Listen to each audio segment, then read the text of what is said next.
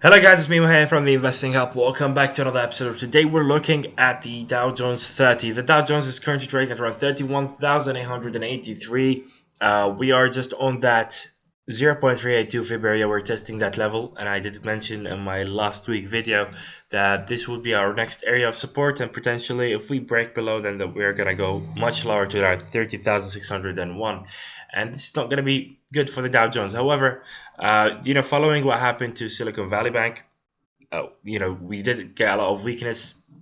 There are a few good news coming out from the UK. The HSBC has decided to buy the UK arm of Silicon Valley, and also the US government regulators have announced that all depositors of Silicon Valley will receive their funds. So that provides a lot of securities for the financial system, I guess, for the banks really, and that could slightly push the market up, or keep it at least from going down even further.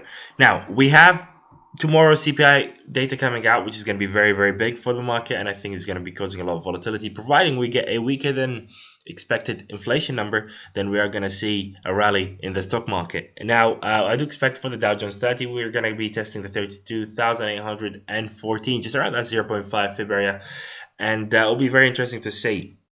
Now, the good news from the Silicon Valley, or what we can take from it, is looking at it short term, it could be very bad. However, if we look at it from a Federal Reserve point of view, I think this is going to be stopping, or make the Federal Reserve think about whether they want to do a 0.5 basis point rate hike. They might reconsider that, because that's evidently is hurting the banks, and they might actually settle for a 0.25 or slow it down a bit. And that's going to be good for the stock market, looking at the short term, medium term, really. And we're still in an environment where good news is bad news and bad news is good news. So it'll be very interesting to see what happens to the Dow Jones 30. Anyway, if you guys would like to join my Signal team, please feel free to scan this QR code on the screen. It will take you to my website, where you can join my Signal team for a very small fee of $28.99.